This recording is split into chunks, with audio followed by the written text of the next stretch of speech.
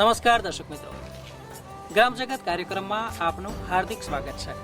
દર્શક મિત્રો, ગ્રામ જગત એટલે કે ગામડાનું જગત, ગામડાની દુનિયા. મિત્રો, ગામડાની દુનિયાની વાત જ નિરાળી હોય છે. તેઓ કુદરતથી વધારે સમીપ હોય છે. પણ હા, વિકાસની ત્યાં પણ જરૂર છે, વિકાસની તેમને પણ જરૂર છે.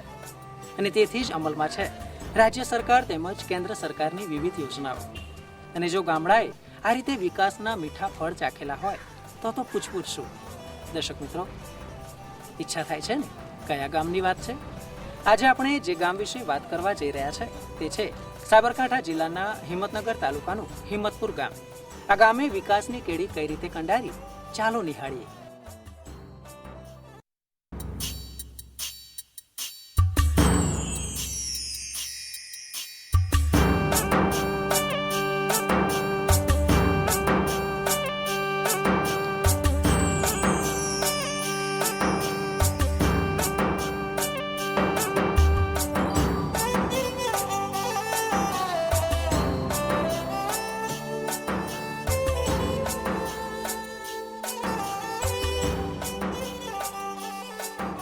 દર્શક મિત્રો, આપણે જાણીએ છીએ કે જ્યારે ગામડાના વિકાસની વાત આવે ત્યારે સરપંચશ્રી તેમજ તલાટી કમ મંત્રીશ્રીનો પણ ખૂબ જ મહત્વનો ભાગ હોય છે. દર્શક મિત્રો, અત્યારે આપણી પાસે હિંમતપુર ગામના તલાટીશ્રી અત્યારે આપણી સાથે ઉપલબ્ધ છે, જયંતિભાઈ પટેલ. જયંતિભાઈ, નમસ્કાર. નમસ્કાર. જયંતિભાઈ, સૌપ્રથમ અમારા દર્શક મિત્રોને એ માહિતી આપશો કે તલાટી કમ મંત્રીશ્રી તરીકેની તમારી કામગીરી કઈ કઈ છે? પ્રથમ તો ગ્રામ પંચાયતની વસૂલાત કરવાની છે, ત્યાર પછી મહેસૂલ વસૂલાત છે, ત્યારબાદ સરકારશ્રીના કાર્યક્રમો જે નવા આવે છે એ પણ કામગીરી કરવાની હોય છે. 7/12 ઉતારા, 8 ઉતારા, નમૂના નંબર 6ની નકલો, દાખલાઓ એ પણ આપવાના હોય છે. જયંતિભાઈ, એક માહિતી એ આપશો કે જ્યારે ગામના વિકાસની વાત આવે ત્યારે તેના માટે આવકના સાધનો હોવા પણ એટલા જ જરૂરી છે. તો હિંમતપુર પંચાયત જે છે આપણી આ ગ્રામ પંચાયત, તેના આવકના મુખ્ય સાધનો કયા કયા છે? ઘર વેરો પ્રથમ, ત્યારબાદ પાણી વેરો, લાઇટ વેરો, ખાસ પાણી વેરો તેમજ સફાઈ વેરો લેવામાં આવે છે. તે સિવાય અન્ય વનીકરણ થયેલું એની પણ હરાજીથી આવક આવેલ છે. તેમજ લગભગ નવીન અમારે આરો પ્લાન્ટ નાખેલ છે, તેની પાણીની પણ આવક આવે છે. આ રીતે પંચાયતની આવક ચાલે છે.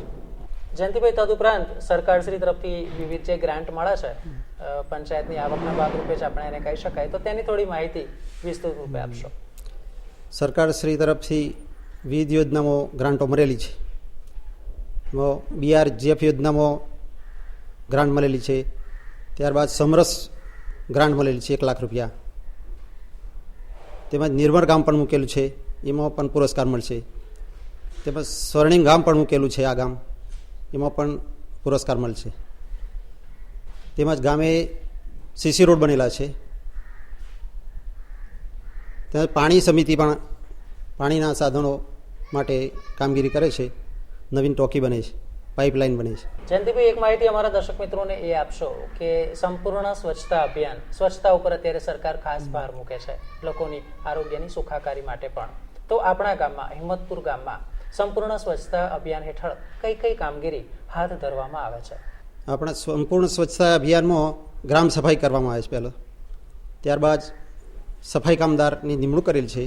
પંચાયત સફાઈ વેરો લે છે, ત્યારબાદ એની નિમણૂક પણ કરી છે. દરેક ફરિયામાંથી સફાઈ કરી કચરાપેટી, ઘર દીઠ કચરાપેટીઓ આપવામાં આવેલી છે. તેમાં કચરો એકઠો કરી સફાઈ કામદાર ટ્રાયસિકલ મારફતે એકઠો કરી ગામની એક જગ્યાએ ઉકરડો બનાવી તેમાં નાખવામાં આવે છે. તેમાંથી વિભાજન કરવામાં આવે છે. ખાતરના ઉપયોગમાં જાય છે, ત્યારે પ્લાસ્ટિક, લોખંડના ટુકડા એ અલગ પાડી એનો વેપાર કરી એનો પંચાયતને ફાયદો થાય છે. એ રીતે આ ગામ નિર્મળ ગામ પસંદ થવાથી લગભગ એક પણ ઘર બાકી નથી. ઘેર ઘેર શૌચાલય ફરજિયાત બનાવવામાં આવેલ છે. આખા ગામમાં લગભગ સ્વચ્છતા કાર્યક્રમ ચાલે છે. ગામ સફાઈ થવાથી રસ્તામાં પાણી ઢોળાતું નથી, તેમજ મચ્છર, મેલેરિયાનો કોઈ અસર થતી નથી. તેમજ ગામે ગટર લાઈન બનાવવામાં આવી છે, જે ગંદુ પાણી ગામથી દૂર જાય છે. લગભગ બીમારી પડતી નથી લોકોને, આર્થિક રીતે તેમને નુકસાન જતું નથી. જયંતિભાઈ, એક માહિતી અમારા દર્શક મિત્રોને એ આપશો કે આપણા હિંમતપુર ગામમાં અત્યાર સુધીમાં સરકારશ્રીની, રાજ્ય સરકાર તેમજ કેન્દ્ર સરકાર, સરકારશ્રીની વિવિધ યોજનાઓ થકી કયા કયા કામો પાર પાડવામાં આવ્યા છે? સરકારશ્રી તરફથી જુદી જુદી યોજનામાં પ્રથમ ગામે પહેલાં પાણીની સગવડ તો હતી જ, જૂની ટોકી હતી, પણ ગામે જરૂર પડી પાણી સમિતિની 10% લોકફાળો ભરી પાણીની યોજના માટે નવીન ટોકી બનાવવાનું આયોજન કર્યું, પાઇપલાઇન બનાવવાનું આયોજન કર્યું છે. ત્યારબાદ BRGF યોજનામાં આ ગામે આરો પ્લાન્ટ બનાવવામાં આવ્યો, 3 લાખનો સરકારશ્રીએ લાભ આપ્યો છે. એનાથી ગ્રામજનોને પાણી શુદ્ધ પાણી મળે છે. એક જે બોટલ છે તેને 7 રૂપિયા બોટલના, 20 લીટર 20 લીટરના. એ રીતે માસિક આવક લગભગ ગ્રામ પંચાયતની આવક ચાલુ થઈ છે. તેમજ ઘેર ઘેર કચરા પેટીઓ આપી દીધી છે. દરેક માણસો ત્યાં ગ્રામજનો તેમાં કચરો નાખી ગામ સ્વચ્છ રાખે છે.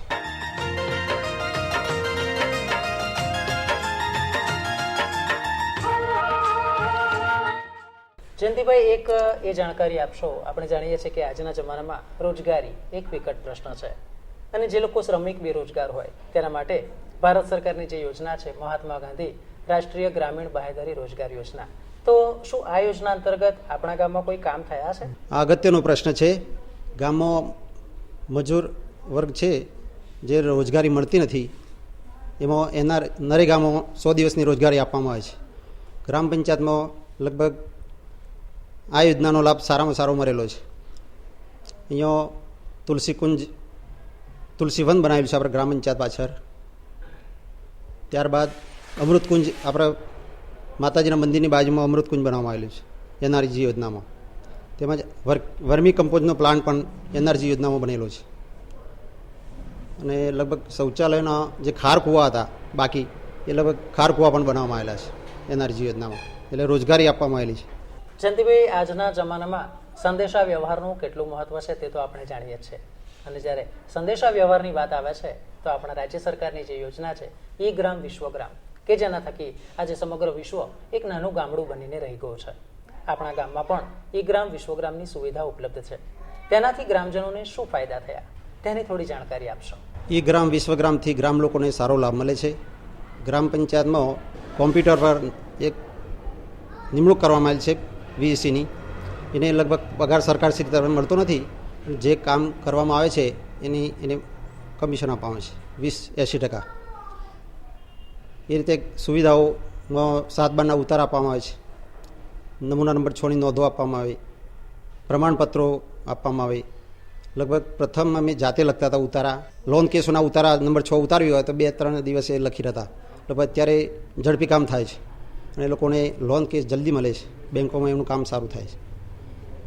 ત્યાર પછી પરીક્ષાઓ આપવાની હોય તો એમ પણ અહીંયા કોમ્પ્યુટર પરથી પણ ફોર્મ મળે છે. 10 રૂપિયા ફી લઈને એ રીતે આપવામાં આવે છે.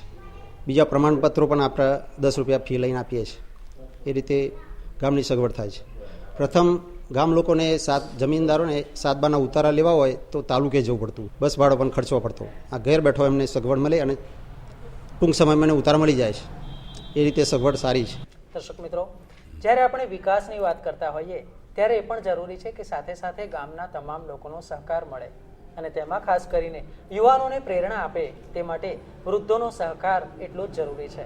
કારણ કે તેમના વર્ષોનો અનુભવોનો નિચોડ એ પણ ગ્રામજનોના વિકાસમાં ખૂબ જ અગત્યનો ફાળો, ખૂબ જ અગત્યનો ભાગ ભજવતું હોય છે. દર્શક મિત્રો, અત્યારે આપણી સાથે છે હિંમતપુર ગામના વડીલ શ્રી કોદરભાઈ પટેલ. તેઓ ગામના વિકાસમાં લોકોને કઈ રીતે સહાયરૂપ બને છે, ચાલો આપણે તેમની પાસેથી જ જાણીએ. કોદરભાઈ, નમસ્કાર. નમસ્કાર. કોદરભાઈ, અમારા દર્શક મિત્રોને એ માહિતી આપશો કે એક વડીલ તરીકે જ્યારે આપણે હિંમતપુર ગામના વિકાસની વાત કરીએ છીએ તો ગ્રામજનોને આપ કઈ રીતે સહાયરૂપ થાવ છો? મારા ગામનો આપે જે આ વિકાસ જોયો ચારે બાજુ, એમાં સરકાર તરફથી, એમાં ગુજરાત સરકાર અને કેન્દ્ર સરકાર તરફની જેટલી યોજનાઓ મળેલી છે, જાહેરમાં મૂકેલી છે પ્રજાના હિત માટે, એ અમારા ગામમાં લાવવાની અંદર અમારા પંચાયતના બોડીના તમામ સભ્યોએ જે કામ કર્યું, તો એમને મોટિવેટ કરવામાં, એમને મદદરૂપ થવામાં, ક્યાંક એમને કોઈ કામ લઈને નીકળ્યા હોય ત્યારે કોઈ રસ્તાની સફાઈની બાબતમાં હોય, કોઈ દબાણ દૂર કરવાનો કોઈ પ્રશ્ન હોય, ત્યારે એમાં જે પ્રોબ્લેમ ઊભા થતા હોય ત્યારે એવા સમયે વડીલ તરીકે અમે બધા, હું એકલો નહીં, અમે બીજા અન્ય 10-12 વડીલો જે છીએ એ બધા સાથે મળી અને એવા ઉદ્ભવેલા પ્રશ્નોનું સોલ્યુશન લાવવાની અંદર મેઇન તો સોલ્યુશન લાવવું, પ્રશ્ન ઊભો થયેલો હોય એને હલ કરવો એ અમારી એક મેઇન ફરજમાં આવે છે અને એક ફરજના ભાગરૂપે અમે એ રીતે અમને મદદરૂપ બનીએ છીએ. અને જ્યારે એવું કંઈક કામ લઈને બેઠા હોય ત્યારે અમારું પ્રથમ લક્ષ્ય જે હોય છે એ મોટાભાગે અમારા યુવક મિત્રો ઉપર હોય છે. યુવાનો જેટલું સારું સમજીને કામ કરતા હોય છે એટલા અન્ય વ્યક્તિઓ નથી કરી શકતા. એટલે યુવાનોના ખભા ઉપર આ બધો ભાર મૂકી અને ગામના વિકાસ કરવામાં અમે માર્ગદર્શન આપીએ છીએ. કોઈ નાનો હોય કે મોટો હોય એનો કોઈ ભેદભાવ રાખ્યા વગર, જ્ઞાતિનો કે કોઈનો ભેદભાવ રાખ્યા વગર અમે એ રીતે બધાને સાથે લઈ અને વિકાસના કામો કરીએ છીએ. અમારા જિલ્લાની અંદર અને રાજ્યની અંદર અમારું ગામ સિરમોર રહે એવા અમારા બધાના પ્રયત્નો છે. ગામના વિકાસના કામોમાં પછી શિક્ષણ હોય, આરોગ્યનું હોય કે પછી કોઈ પ્રાઇમરીનું હોય કે કોઈ જાહેર સંસ્થાનું હોય કે ડેરીનો હોય, કોઈ પણ નાનો મોટો પ્રશ્ન જ્યારે ગામમાં કોઈ થતો હોય ત્યારે એને સોલ્યુશન લાવવાની અંદર અમે સદા ખડે પગે સાથે રહી અને એમને અમારા જે હોદ્દેદારો હોય છે એમને અમે મદદરૂપ બનીએ છીએ. અને ગામની અંદર જનરલી આપણે જે યુવા વર્ગની અંદર આપણે દેખાય છે પેલા વ્યસનોના લગતા જે કેટલાક પ્રોબ્લેમ હોય છે એ હલ કરવાની અંદર, એ ઓછા કરવાની અંદર અમે એવા બાળકોને સમજાવીએ છીએ કે આપણે થોડાક આ ગુટખા કે પાન મસાલાને બધું છે એ ન ખાઈએ તેનાથી આપણું આરોગ્ય સારું રહે. એટલે આવું એક તંદુરસ્ત શરીર બને, આપણું મન પણ તંદુરસ્ત રહે અને એ રીતે ગામનું પર્યાવરણ પણ સારું બને અને ભાવાવરણ આપણું સારું બને. અને ગામનું ભાવાવરણ જેટલું સારું હોય એટલું જ આપણે વિકાસનું કામ સારું કરી શકીએ છીએ અને આપણે ધાર્યા ગોલ ઉપર આપણે પહોંચી શકીએ છીએ. જ્યારે સ્વચ્છતાની વાત આવે છે તો સંપૂર્ણ સ્વચ્છતા અભિયાન હેઠળ ગામમાં કોઈ કામ થયા છે કે કેમ તેની થોડી વિસ્તૃત જાણકારી અમારા દર્શક મિત્રોને આપશો. પ્રથમ તો પાણી, સ્વચ્છ પાણી, પછી રસ્તા બિલકુલ ક્લીન અને ગંદુ પાણી જે છે એનો નિકાલ, આ ત્રણે બાબતોમાં ચોખ્ખા પાણીની વ્યવસ્થા, મિનરલ વોટરની રીતે એ યોજના અંતર્ગત એનો લાભ મળ્યો અમને.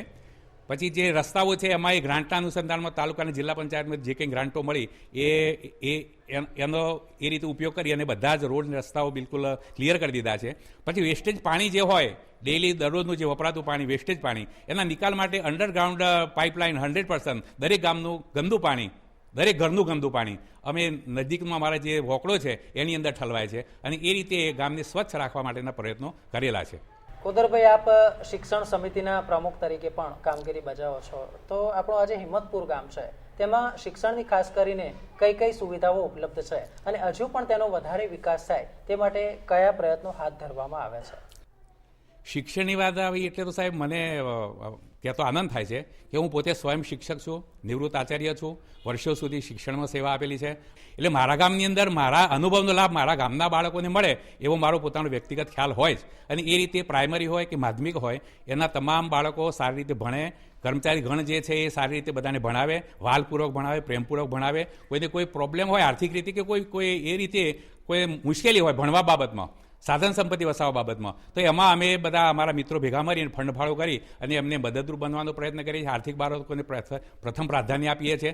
ટોટલી આજુબાજુના 10-12 ગામ બક્ષીપંચ અને બીસીના વસ્તીવાળા ગામડાઓ છે. એટલે માધ્યમિક શિક્ષણ જે છે એની અંદર એ માધ્યમિક શિક્ષણ લેવાવાળા બાળકો મોટાભાગે શહેરની અંદર જઈ શકતા નથી. એટલે અમારા એની સ્થાનિક હાઈસ્કૂલની અંદર એ શિક્ષણ મેળવે છે. પણ ઉચ્ચતર શિક્ષણ 11-12નું શિક્ષણ મેળવવા માટે એમને દૂર જવું પડે છે. તો અમે નિષ્ઠાપૂર્વકના પ્રયત્નો કરીએ છીએ કે ભવિષ્યની અંદર અમારી હાઈસ્કૂલની અંદર ઉચ્ચતર શિક્ષણ ચાલુ થાય. 11મા-12માની મંજૂરી સરકારશ્રી તરફથી આપે એવા પ્રયત્નો થઈ રહ્યા છે. અને ટેકનિકલ કોર્સો એમાં ખાસ કરીને બહેનો માટેના નાના ગૃહ ઉદ્યોગને લગતા એવા કોર્સો અહીં ચાલુ થાય એવા અમારા નમ્ર પ્રયત્નો છે. એટલે શિક્ષણની અંદર આ રીતે અમે અમારા અનુભવનો સીધો લાભ અમારા વિસ્તારને, અમારા ગામને અને અમારા બાળકોને મળે એવા અમારા તંદુરસ્ત પ્રયત્નો છે. અને કોદરભાઈ, છેલ્લે એક પ્રશ્ન એ પૂછવાનું મન થાય કે શિક્ષણની તો આપે વાત કરી કે ભવિષ્યમાં આપને કયા પ્રકારનું આયોજન આપ ઈચ્છો છો, પરંતુ બીજા એવા કયા ક્ષેત્ર હજી ગામમાં બાકી રહી ગયા છે કે જે કામ કદાચ કરીને ભવિષ્યમાં આપણા ગામને વધારે બહેતર બનાવી શકીએ?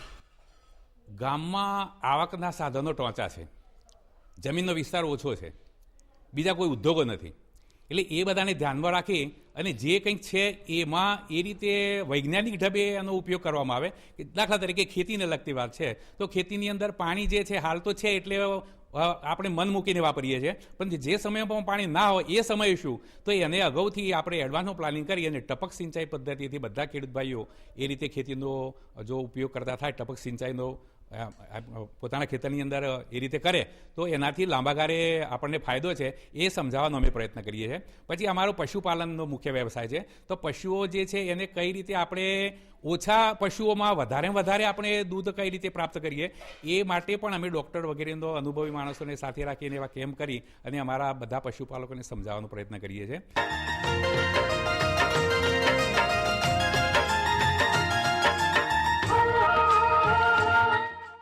કોદરભાઈ, ગામમાં ઘણી બધી સરકારી યોજનાઓ, રાજ્ય સરકારની તેમજ કેન્દ્ર સરકારની યોજનાઓનો આપણા ગ્રામજનોએ લાભ લીધો છે. તો પહેલાં જ્યારે આ યોજનાઓ નહોતી અને અત્યારે ઘણી બધી યોજનાઓ જ્યારે આપણા ગામમાં આવી ગઈ છે, તો તેનાથી ગ્રામજનોની સુખાકારીમાં શું ફેર પડ્યો? કે પહેલાં ગામની અંદર વ્યક્તિગત પોતે જ વિચારે ને પોતાની જે કંઈ આર્થિક સ્થિતિ હોય એ પ્રમાણે જે કામ કરતો, પણ જ્યારે આર્થિક સ્થિતિ સારી ન હોય અને સરકાર તરફથી જ્યારે આવી ઇકોનોમિકલ ફાયદો મળતો હોય, એનો બેનિફિટ મળતો હોય અને યોજનાનો સીધો લાભ મળતો હોય, ત્યારે એક વ્યવસ્થાના એક ભાગરૂપે પંચાયત એમાં ઇન્વોલ્વ થાય અને એ યોજનાનો નાણાં ગામની અંદર વપરાય, ત્યારે ગામના રસ્તા સારા બને, રોડ સારા બને, ગટર વ્યવસ્થા થાય, ઘરોની અંદર સાફ સફાઈના લગતા સાધનો આવી જાય, સ્વચ્છ પાણી મળે અને આમ સ્વચ્છ પાણી મળે, સારું શિક્ષણ મળે, એટલે એનાથી ઓટોમેટિકલી દરેક વ્યક્તિના વ્યક્તિગત વિકાસમાં એ ઉડી નાખે વર્ગે એવો આપણે ફેરફાર થયેલો જોવા મળે. પહેલાં જે ઘરની અંદર અઠવાડિયામાં 2 વખત બીમારીના કેસો નોંધાતા અને એ નજીકના દવાખાનાની અંદર જવું પડતું, આજે જવલ્લે જ મહિનામાં એકાદ વખત ક્યાંક કોકને માત્ર નાનું સરખું થોડો ઘણો તાવ આવ્યો હોય એવું જ ક્યાંક સાંભળવા મળે. એટલે આ રીતે તંદુરસ્તીમાં પણ ઘણો ફેરફાર પડ્યો છે. મેન્ટલી વિકાસની અંદર શિક્ષણના કારણે પણ બાળકોના શિક્ષણ માટે પણ ઘણો બધો ફેરફાર થયો છે અને બાળકોએ શિક્ષણ પ્રાપ્ત કર્યું. એટલે છેલ્લા દસકાનું સર્વે કરીએ તો બિલકુલ ઉડી આંખે વળગે એવા કેટલાક આંકડા અમારી પાસે છે કે ગામમાં 25% યુવાનો ધંધે વળગ્યા છે અને પોતે પોતાના પગભર થયા છે અને પોતાના પગ ઉભા રહ્યા છે, નાની મોટી નોકરીઓ પણ કરે છે. અને આ રીતે કેટલાકે તો ગામના પેલા પશુપાલનના લગતા દૂધ વ્યવસાયની અંદર તબેલા પણ બનાવ્યા છે અને કેટલાક સાધનો પણ વસાવી શક્યા છે. એટલે આ રીતે યોજનાઓ, સરકારી યોજના જે મળી અને એનો મેં સ્વીકાર કર્યો અને એ મેં મારા જીવનની અંદર એનો ઉપયોગ કર્યો અને એ રીતે હું પોતે પણ સદ્ધર બન્યો અને મારા કુટુંબને પણ સુખી બનાવી શક્યો અને ગામને પણ સુખી બનાવી શક્યો છું, એવું અમારું વ્યક્તિગત મંતવ્ય છે. અને એનો મીઠો ફર ગામે તમામે બધા અહીં બેઠેલા બધા જ માણસો, ગામના તમામ માણસોએ એનો મીઠો ફર ચાખેલો છે. દર્શક મિત્રો, જ્યારે માળખાકીય સુવિધાની વાત આવે તો આરોગ્ય પણ એટલો જ મહત્વનો ભાગ ભજવે છે. હિંમતપુર ગામમાં પણ પ્રાથમિક આરોગ્ય કેન્દ્ર આવેલું છે, જે ગામના લોકોને આરોગ્યલક્ષી સેવાઓ પૂરી પાડે છે. આ ગામના આરોગ્ય કેન્દ્રમાં ફિમેલ હેલ્થ વર્કર તરીકે રમાબેન પટેલની કામગીરી વિશે જાણીએ. રમાબેન, આજે પ્રાથમિક આરોગ્ય કેન્દ્રમાં આપ કયા કયા પ્રકારની આરોગ્યને લગતી સેવાઓ પૂરી પાડો છો? આ સબ સેન્ટરની અંદર અમે સગર્ભા માતાઓ, પછી ડિલિવરીવાળી માતાઓ, 0 થી 5 વર્ષના બાળકો અને 5 થી 16 વર્ષના બાળકો સ્કૂલ ગોઈંગ હોય અને 16 વર્ષથી કિશોરીઓ, એ બધાને અમે સેવા આપીએ છીએ. એમ કે સગર્ભા માતાઓની અહીંયા તપાસ કરવામાં આવે છે, એમનું વજન કરવામાં આવે છે, લોહી ટેસ્ટ કરવામાં આવે છે, પેશાબ ટેસ્ટ કરવામાં આવે છે, બીપી લેવામાં આવે છે, એમનું વજન કરી અને બેનને મમતા કાર્ડ અમે ભરીને આપી દઈએ છીએ. એમ કે અને આવતા મહિને કઈ તારીખે તારે બતાવવાનું છે તારીખ હાથી એમને અમે સલાહ આપીએ છીએ દરેક બહેનોને સગર્ભાને. અને જે ડિલિવરીવાળી માતાઓ હોય એમને ડિલિવરી વખતે કયા કયા લાભ મળે છે, એ ચિરંજીવી યોજના અને જનની યોજનાના બંને 2 લાભ મળતા હોય છે એમને. તે ચિરંજીવી યોજનાની અંદર બેનને અમે 5મા મહિનેથી એનું ફોર્મ ભરી આપીએ છીએ. એ ફોર્મ ભરીને એને એક વખત તપાસ કરાવવાની હોય છે, મોટા લાટીનું સહી સિક્કા કરાવવાના હોય છે, પછી મેડિકલ ઓફિસરના સહી સિક્કા કરાવવાના. ત્યાર પછી આપણે જે ડૉક્ટરને અમે સલાહ આપી હોય એ ડૉક્ટરને ત્યાં એને બતાવવા લઈને જવાની હોય છે. એ બતાવ્યા પછી એને 3 વિઝિટ કરવાની હોય છે ફરજિયાત. 3 વિઝિટ કર્યા પછી આપણે એને જ્યારે દુખાવો ઉપરે ત્યારે અમે 108 બોલાવવાની એને સલાહ આપીએ છીએ. 108 બોલાયા પછી એને તો જે દવાખાનું આપણે લખી આપ્યું હોય એ દવાખાના બેનને સુવાડ માટે લઈ જવાની હોય છે અને એને ત્યાંથી સુવાડ મફત કરવામાં આવે છે. અને ત્યાંથી મોટિવેશન માટે ઘરે આવવા માટે ફરી એને 200 રૂપિયા આપવામાં આવે છે એ બેનનો. અને બાળક જો તકલીફ હોય તો બાલ સખા યોજનાની અમે ફોર્મ બીજું ભરી આપીએ છીએ. તો એ પીડિયાટ્રિક ડૉક્ટરના ત્યાં બતાવવાનું હોય છે બાળકને જો કોઈ તકલીફ હોય તો. ના હોય તો કોઈ બતાવવાની જરૂર નથી હોતી. એમાં પછી જનની સુરક્ષાનો લાભ અમે આપીએ છીએ 7મા મહિના. 7મા મહિને એ બેનનો અમે ફોર્મ ભરાવી સહી સિક્કા કરાયા પછી એને ખોરાક માટેના 500 રૂપિયા આપીએ છીએ. અને અત્યારે હાલ અમારો 29 પ્રોગ્રામ હતો, એમાં દરેક સગર્ભા માતાઓને અમે મચ્છરદાની વિતરણ કરેલ છે અને એમને દર 6 મહિને અમે સગર્ભા માતાઓની મચ્છરદાની દવા યુક્ત કરી આલતા હોઈએ છીએ. અને બાળકોને BCG, DPT, પોલિયો, ઓરી, DPTના 3 ડોઝ અને પોલિયોના 3 ડોઝ જી એ 3 ડોઝ અહીંયા અમે મૂકી આલતા હોય છે. 9મા મહિને ઓરીની રસી મૂકી આલતા હોય છે. 1.5 વર્ષનું થાય ત્યારે એને બુસ્ટર ડોઝ આપીએ છીએ અને 5 વર્ષનું થાય ત્યારે DTનો ડોઝ આપતા હોઈએ છીએ. એટલે 5 વર્ષ લગીના બાળકોને અમે અહીંયા સબ સેન્ટરમાં અમે સેવા આપીએ છીએ અને 5 વર્ષથી ઉપરના હોય બાળકો એમને સ્કૂલમાં અમે રસીઓ આપતા હોઈએ છીએ. જે ચિરંજીવી અને જનની સુરક્ષા યોજના છે એમાં એવું કંઈ ખરું કે ગરીબી રેખા હેઠળ નીચેનાને જ લાભ મળે કે ઉપરના પણ લઈ શકે? ના, ઉપરના નહીં મળી શકે. APL હોય અને BPL હોય એ બંને લાભાર્થીઓને જ મળતા હોય છે. એમ કે BPL હોય એમને કોઈ આપણા ફોર્મની જરૂર પેલી એ પડતી નથી. તલાટીનો ખાલી સિક્કો હોય એને એટલે એના માટે એને પેલી હોય છે કાર્ડની ઝેરોક્સ અને તલાટી આવકનો દાખલો ના આપી શકે તો એ BPL વાળાને લાભ મળે છે. અને APL હોય એમના આવકનો દાખલો લેવાનો હોય અને કાર્ડની ઝેરોક્સ લેવાની હોય છે. જી રમાબેન, જનની સુરક્ષા યોજના વિશે થોડી માહિતી આપશો. જનની સુરક્ષાની અંદર સાહેબ એવું હોય છે ને કે એને 7મા મહિને અમે ખોરાક માટેના 500 રૂપિયા આપતા હોય છે. એ બેનને અહીંયા અમે બોલાવતા હોઈએ કે અમે ફોર્મ ભરી આપી જ હોય છે. એ ફોર્મમાં તલાટીના સહી સિક્કા કરી આલો, તલાટી BPL નંબર અંદર નાખું, એ નંબર ઉપરથી અમે એ બેન એમ કે ગરીબ જ છે એટલે એને 500 રૂપિયા અમે ખોરાક માટે આપીએ છીએ. એમ બરાબર, એને રોકડ સહાય આપવામાં આવે રોકડ છે. સહાય આપવામાં. અને બીજી એક આપે વાત વણી લીધી હતી કે બાલ સખા યોજનાનો પણ લાભ આપીએ છે, તો એ થોડી બાલ જાણકારી આપશો. સખા માટે એવું હોય છે કે જે BPL લાભાર્થી હોય છે એ અત્યારે નવી સ્કીમ સરકારે કાઢી છે. એટલે BPL બેનો હોય છે એમના બાળકો એની ઓછા વજનવાળા જન્મ્યા હોય, ખોડ ખાપણવાળું જન્મ્યું હોય તો એને તાત્કાલિક આપણે વેન્ટિલેટર મશીન ઉપર રાખવા હોય તો એમની પરિસ્થિતિ નથી હોતી એટલે એ બાળકો મૃત્યુ પામતા હોય છે. એટલે સરકારે આ પાછી એક નવી યોજના કાઢી કે બાલ સખા યોજના. એમાં હિંમતનગરમાં 2 ડૉક્ટરો છે, આપણા ગોપલાણી સાહેબ અને બીજા હર્ષ હોસ્પિટલની અંદર છે. એ બંને જગ્યાએ આપણે એ બાળકોને લઈ જઈએ તો એ ટ્રીટમેન્ટ આપતા હોય છે અને બાળકો બચી જતા હોય છે. કે કિશોરીઓ પણ એના માટે પણ કોઈ આયર્નની ગોળી કે એવી કોઈ એ આપીએ છીએ. એની થોડી જાણકારી આપશો. 16 વર્ષની કિશોરીઓ જે સ્કૂલમાં ના જતી હોય એવી આપણા આંગણવાડી બહેનો એ નોંધી હોય છે. એ બહેનોનો અમે દર મારા મમતા સેશન હોય છે ને એ વખતે એમને અહીંયા બોલાવીએ છીએ. એ બહેનનું દર 3 મહિને અમે HB કરતા હોઈએ છીએ, એટલે લોહી ટેસ્ટ કરતા હોઈએ છીએ. અને જે બહેનોનું 8 ગ્રામથી ઓછું હોય છે એમને દિવસની 2 વખત ગોળી લેવાની હોય છે અને 10 ગ્રામથી ઉપરનું લોહી હોય એ બેન દિવસની 1 ગોળી આપતા હોઈએ છીએ. એમ તો